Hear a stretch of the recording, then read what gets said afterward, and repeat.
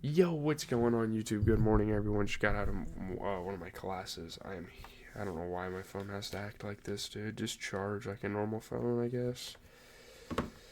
I don't, whatever. But we're here to talk about the 2013 American supernatural psychological horror film, co-written, edited, and directed by Mike Flanagan. I'm trying to think what movies Mike Flanagan has done. That name is super familiar. He's done Hush. He's done some of the Ouija movies. He did Doctor Sleep. Okay, sorry, that's so random. But I've already spent so much time on this intro. But we are going to get into the plot. You know, the critical reception, what I think of it. It's a very interesting one. It's based on like a short film. It has Karen Gillan, Brenton Thwaites. So solid cast. Karen Gillan is bad as hell. I'm not gonna lie. Let's get into it. So this movie is really interesting because it takes place in two different times, the present and 11 years earlier. There's a bunch of flashbacks, there's a bunch of flash forwards, there's a bunch of parallels. It's almost like you're in a parallel universe where things from two or events from two different times happen at the same time almost. It's really weird. The two plot lines are told in parallel through flashbacks, so it's a really cool storytelling technique. Uh, but in 2002, software engineer Alan Russell moves into a new house with his wife Marie, 10-year-old son Tim, and 12-year-old daughter Kaylee. So that's like the starting family that we kind of get set up with. Alan purchases an antique mirror to decorate his office. It looks pretty cool. Unbeknownst to them, the mirror supernaturally induces hallucinations and has a lot of history. Everyone that has owned this mirror has pretty much died. It's pretty much cursed. I don't even know why these people were allowed to sell it to them. So Marie is haunted by visions of her own body decaying, while Alan is seduced by a mysterious and ghostly woman named Marisol Chavez, who has mirrors in place of eyes. It's a super cool visual. Like you get that with some of the characters in the movie. They like as the hallucinations, as like the spirits have mirrors for eyes. So it looks kind of crazy. But so anyway, in 2013, later on, this is the present storyline. Tim is discharged from a psychiatric hospital, having come to believe that there were no supernatural events involved in his parents' death. This was just simply people going insane and lashing out on each other. I mean that's what he thinks it was. So Kaylee has spent most of her young adulthood researching the history of the mirror. She's an employee of an auction house. She uses her position. She likes learning the history of things. So that helps out. She obtains access to the mirror and has it transported to the family home, where she places it in a room filled with surveillance cameras and a kill switch. An anchor weight to the ceiling, and there's like a timer. And when the timer goes off, the anchor flies down into the mirror, and maybe she's trying to attempt to kill the spirit to maybe prove that the spirit is real. It's a really weird thing, and she's super strict, and it's very strange. Like she acts really weird throughout the film. So yeah. Um, so Kaylee intends to destroy the mirror, but first wants to document its powers, proving Tim's innocence. So over time, back in 2002, again we're going back and forth, the parents become psychotic. Alan isolates himself in his office, and Marie becomes withdrawn and paranoid, and yeah, it's really weird. It's kind of a messed up tale, honestly.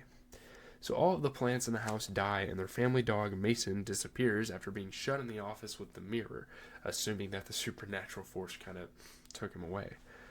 Um, After Kaylee sees Alan with Marisol, she tells her mother, and the parents fight. So yeah.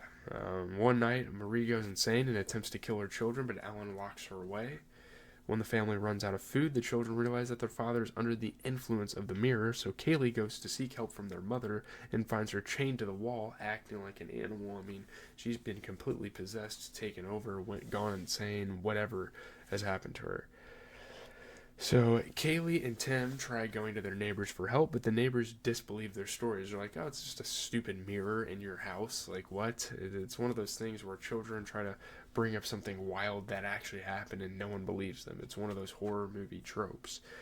When Kaylee attempts to use the phone, she discovers that all of her phone calls are answered by the same man, and they're in this like radius of influence, I guess they kind of refer it as, where like the spirit can influence anything around them, phones, writing, all this type of stuff.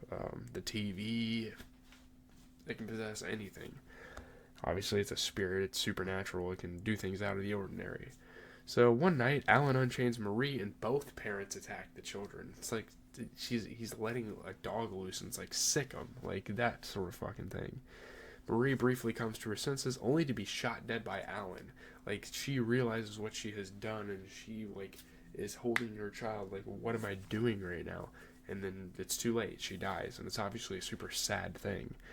The children try to destroy the mirror, but it tricks them, making them believe they're hitting the mirror when they're actually hitting the wall, which is why there were dents in the wall.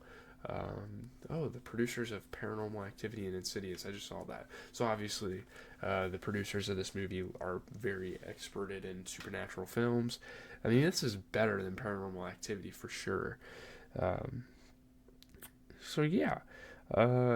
Really interesting things kind of calling back from their childhood, a lot of references in the present era like the dents in the wall, but Alan also experiences a moment of lucidity and kills himself by forcing Tim to pull the trigger of the gun and shoot him, causing a small crack in the corner of the mirror in the process, which is where the crack came from in the present day again.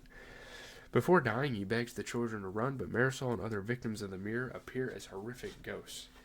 These are all the people that were affected. These were all the people that were cursed by this mirror, and now they're just sitting in his office staring at them as spirits. So the police arrive and take Tim into custody because he looks responsible for it, I guess. That's like a really bad look. I mean, he obviously pulled the trigger. His dad made him do it. Before the siblings are separated, they promise to reunite as adults and destroy the mirror, and that's what they're doing in the film in the current day. So, as Tim is taken away and put behind bars, he sees the ghosts of his parents watching him from the house. Okay, so I kind of have to split this up. It's been a while since I've filmed this, but we're back. After class, I had to wait because one of my roommates was taking an exam. I don't even know if he still is. I'd hope not. It's been like 2 hours, so I hope I'm good. I think I am. But let's get into it. Let's finish the review. We're here to talk about the plot. Sorry, I'm taking forever. My phone will not charge for whatever reason. That's unfortunate. But I think we were talking about, Tim got taken into custody. They promised to reunite to destroy the mirror. As Tim is taken away and put behind bars, he sees the ghost of his parents watching him from the house, which is pretty fucked up. So now we're back in 2013, the modern era. Tim attempts to convince Kaylee that she's wrong, and the siblings argue. They argue whether the mirror has a supernatural thing or it was just his parents going crazy. So when they notice, Kaylee could possibly be using the. Why am I so choppy right now? Whatever, my FPS is like awful right now. I don't know why that's happening, but we're getting some glitches. I'm sorry, but yeah, so Kaylee's possibly trying to use this as this weird thing, like to excuse what their parents did, which is super strange. So when they notice the houseplants begin to wilt, they review the camera footage and see themselves performing actions they have no memory of. So Tim, it really pisses me off that every time I move around, my FPS is going down. It is what it is. So, So Tim finally accepts the mirror's supernatural power and attempts to escape the house with Kaylee, only for the pair to be drawn back by the mirror's influence, and they have some spirits in there that are kind of luring them back in. Seeing a hallucination of her mother, Kaylee stabs into the neck, only to realize that she has stabbed Michael Dumont, her fiancé, who has come to check on her because he knew she was going on this kind of quest to find out some history, and she told him about that, So yeah. Which is crazy. It's a crazy plot twist. They try to call the police, but are only able to reach the same voice who spoke to them on the phone as children. Again, the radius of influence.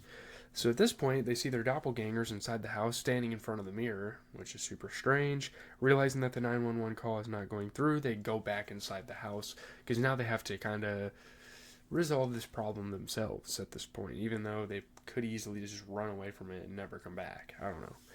Kaylee and Tim begin hallucinating by seeing younger versions of each other. It's a really cool thing. Like, the parallel universes kind of collide in the third act, like, towards the end of the film. So they get separated, and each of them relives the nightmare from their youth. They're having flashbacks, they're having traumatic memories. Tim awakens alone in the room with the mirror, which simultaneously a younger Kaylee hallucinates her mother beckoning her from the mirror. So everything just kind of collides together. They come together, and it sucks because it's like too late for them to reunite now because they make the mistake. Tim activates the kill switch, realizing too late and unable to see that Kaylee stood in its path, and he has killed her. And there's a lot of interesting interpretations that can come from this. You could say, oh, he's gone insane, and that he thought he saw the mirror as a blank thing and he was destroying it, when really he killed his sister, maybe on purpose because he's insane. I don't know. It's a really weird film to kind of interpret. I'm sure there's a deeper meaning to this. The police arrive and arrest him, who is hysterical, just as they did when he was younger. Again, a parallel universe. The same things happen over and over again. So, as both a boy and an adult, Tim claims the mirror is responsible. Again, showing like his insanity. As he is taken away and put behind bars, Tim's adult incarnation sees Kaylee's ghost standing in the house with his parents. Fucking crazy, dude. It's a wild one. It's quite the trip. We got a little bit to talk about, so let's get into the review. So getting into kind of like the review segment of this thing, I think it's a pretty good film. It's solid. With an emphasis on dread over gore and an ending that leaves the door wide open for sequels, Oculus could be just the first spine-tingling chapter in a new franchise for discerning horror fans. I mean, I don't know if they made a sequel. I don't know. They might have I think they did a remake or something. I don't know. It would be cool to see them do a sequel to this, because it definitely opens up the possibility for a franchise. It's almost inviting a franchise, a sequel in. It's pretty good. It's about a C to B movie in my opinion. I mean, Oculus is one of the more elegant, scary movies for its time. It's a carefully paced, superbly photographed psychological thriller. Less concerned with fake shocks and show-me violence than the grimly calibrated rotting of personalities, Oculus is one of the more intelligently nasty horror films in recent memory.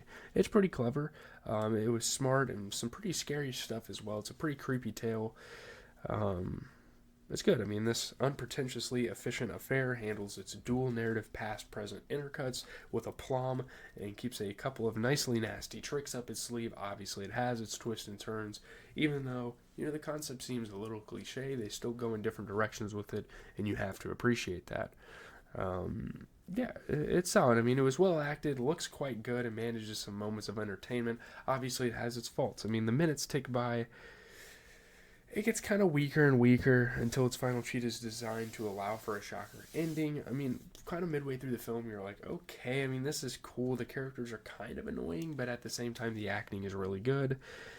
I don't know. I mean, it's certainly worth taking a glance at this looking glass, but horror fans may find the reflection a little familiar. Substitute a videotape for the mirror, and it's basically Ring, which was a 1998 Japanese film. So they kind of compared it to that. I don't know. I don't know if I've ever seen a movie like this. I think it's really good, but yeah, I guess if you've watched enough horror films, of course you're going to draw comparisons in every damn movie you watch. I don't think that's really a fair criticism for this movie.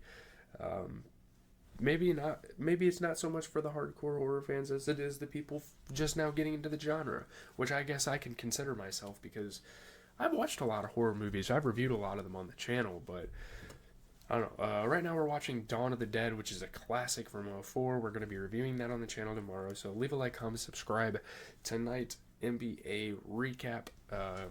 Every weekday, every weeknight, we're going to be talking about all the clutch games. I'm not going to talk about every game. If there's blowouts, I'm obviously not going to talk about them. I don't know about this Austin Reeves thing, but if it really comes down to it, I might do a gameplay on the new Max Strus card they gave out. So that might be fun. I don't know. I'm out, guys. Peace.